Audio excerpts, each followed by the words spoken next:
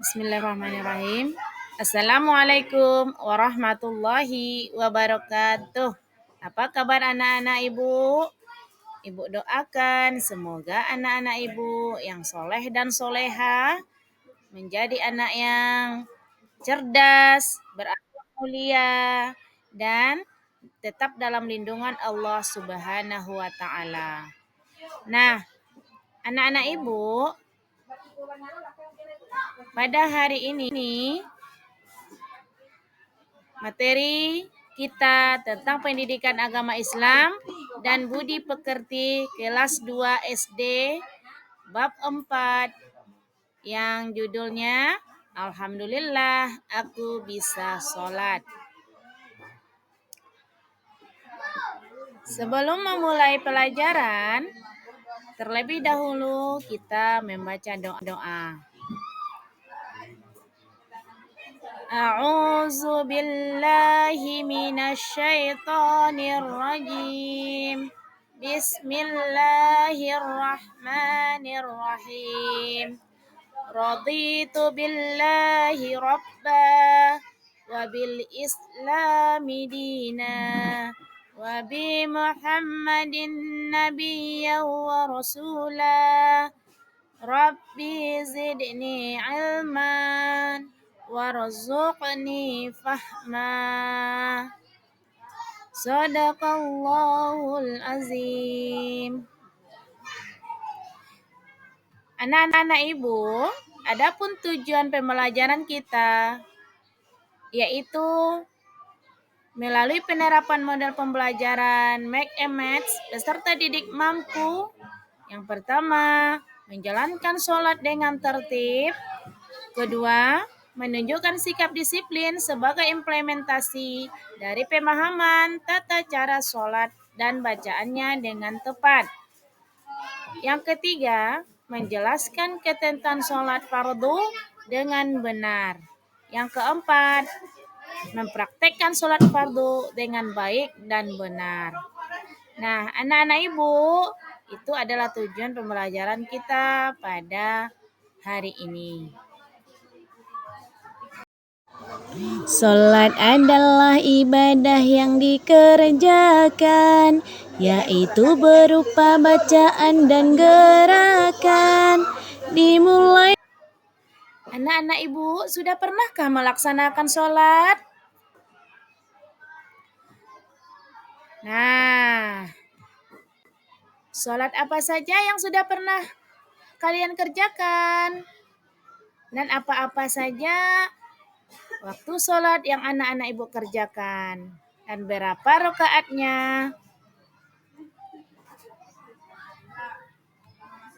Nah, sekarang masuk kita lagi kepada pengertian sholat. Pengertian sholat secara bahasa yaitu diambil dari bahasa Arab, yaitu sholat, yang berarti doa atau cara berdoa untuk meminta pertolongan atau permohonan kepada Allah Subhanahu wa Ta'ala. Bismillahirrahmanirrahim. Wa sholli alaihim inna sholataka sakanun lahum wallahu sami'un alim. Artinya, dan berdoalah untuk mereka, sesungguhnya doa kamu itu menjadi ketentraman jiwa bagi mereka dan Allah Maha mendengar lagi Maha mengetahui. Nah, itu pengertian sholat menurut bahasa. Jadi, apa itu pengertian sholat fardu? Sholat menurut istilah artinya serangkaian ibadah yang terdiri dari gerakan dan bacaan, mulai dari takbiratul ihram dan diakhiri dengan salam. Jadi, sholat fardu adalah sholat yang wajib dikerjakan oleh seorang muslim sesuai dengan syarat dan rukunnya. Nah, anak-anak ibu, ketika kita melaksanakan sholat, kita harus mengetahui terlebih dahulu syarat-syarat sholat Syarat-syarat sholat ada dua, syarat wajib sholat dan syarat syah sholat. Kemudian kita juga harus mengetahui tentang rukun sholat.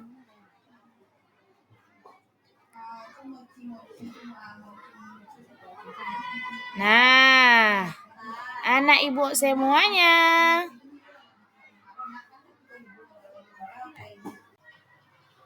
Dan sekarang masuk kita kepada waktu dan rokaat sholat. Waktu pagi itu apa namanya, anak ibu? Yaitu namanya sholat subuh. Kemudian di siang hari namanya sholat zuhur. Dan di sore hari namanya sholat asyar. Dan kemudian di malam hari namanya sholat maghrib dan sholat isya. Nah, anak-anak ibu semuanya, sholat subuh itu ada 2 rakaat. Sholat zuhur ada 4 rakaat. Asyar 4 rakaat. Maghrib 3 rakaat. Dan isya juga 4 rakaat. Nah, jadi jika dijumlahkan seluruhnya menjadi 17 rakaat dalam sehari semalam. Nah, anak-anak ibu, adapun syarat-syarat sholat ada 2, yaitu yang pertama syarat wajib sholat, yang kedua syarat sah sholat. Syarat wajib sholat yang pertama beragama Islam. Jadi, orang yang bukan beragama Islam tidak diwajibkan untuk sholat. Yang kedua, berakal sehat. Berakal sehat artinya tidak gila atau tidak dalam keadaan mabuk. Kemudian yang ketiga, sudah balik. Artinya sudah cukup umur. Nah, kemudian syarat syah sholat yaitu yang pertama, suci dari hadas dan najis. Hadas itu ada juga 2 terbagi. Yang pertama, hadas kecil, kemudian yang kedua hadas besar. Hadas kecil seperti buang angin dan hadas besar seperti haid bagi perempuan dan nifas bagi ibu-ibu yang baru melahirkan. Dan najis itu adalah seperti buang air besar dan buang air kecil. Yang kedua, menutup aurat. Jadi, sholat itu sah jika aurat sudah tertutup. Nah, ada aurat laki-laki dan juga ada aurat perempuan. Aurat laki-laki itu dari pusat sampai lutut. Kemudian aurat perempuan, seluruh anggota tubuh dari ujung rambut sampai ujung kaki, kecuali muka dan telapak tangan. Kemudian yang ketiga, masuknya waktu sholat. Yang keempat, menghadap kiblat. Jadi sholat itu kita menghadap kiblat. Jika tidak menghadap kiblat, maka sholat kita tidak akan syah. Ya anak-anak ibu. Nah anak ibu, sekarang masuk kita kepada rukun sholat.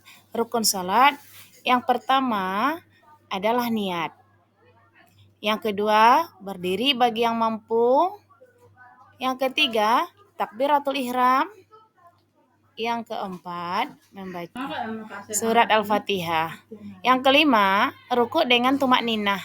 Yang keenam, iktidal dengan tumak ninah. Yang ketujuh, sujud dengan tumak ninah.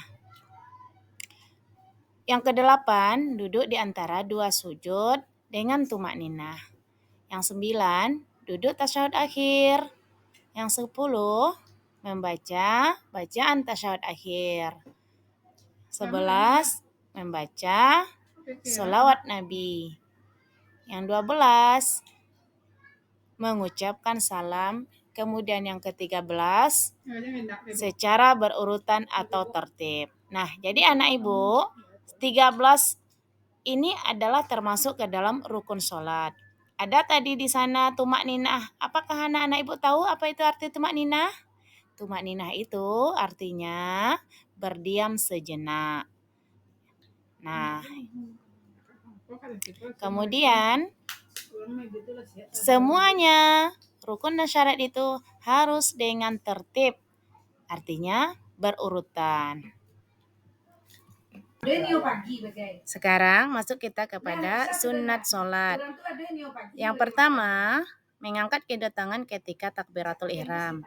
Yang kedua, mengangkat kedua tangan ketika akan ruku, berdiri dari ruku, dan berdiri dari tasyahud awal. Yang ketiga, bersedekap ketika berdiri. Yang keempat, membaca doa iftitah. Kelima, membaca surat atau ayat Al-Quran sesudah membaca Al-Fatihah pada 2 rakaat pertama. 6. Mengarahkan pandangan ke tempat sujud. 7. Membaca tasbih ketika ruku dan sujud. 8. Membaca doa ketika duduk di antara 2 sujud. 9. Duduk tasyahud awal. Ke-10. Membaca doa kunut saat sholat subuh. Nah, itu adalah sunnah ketika kita melaksanakan sholat. Nah, anak-anak ibu semuanya, ada hal-hal yang membatalkan sholat. Yang membatalkan sholat itu yang pertama, berhadas kecil dan besar. Yang kedua, terbukanya aurat. Yang ketiga, makan dan minum. Yang keempat, berbicara atau bersuara selain bacaan sholat. Yang kelima, banyak bergerak dengan sengaja yang bukan gerakan sholat. Yang keenam, menambah gerakan sholat yang bukan juga gerakan sholat. Yang ketujuh, meninggalkan salah satu rukun sholat. Yang kedelapan, mendahului imam sebanyak 2 rukun. Nah, jika hal itu kita lakukan ketika sholat, maka sholat kita akan menjadi batal. Demikian materi pelajaran kita pada kali ini. Marilah kita tutup materi pelajaran kita dengan membaca Alhamdulillahirabbil alamin. Semoga ilmu yang didapatkan dapat bermanfaat bagi anak-anak ibu dalam kehidupan sehari-hari dalam melaksanakan sholat.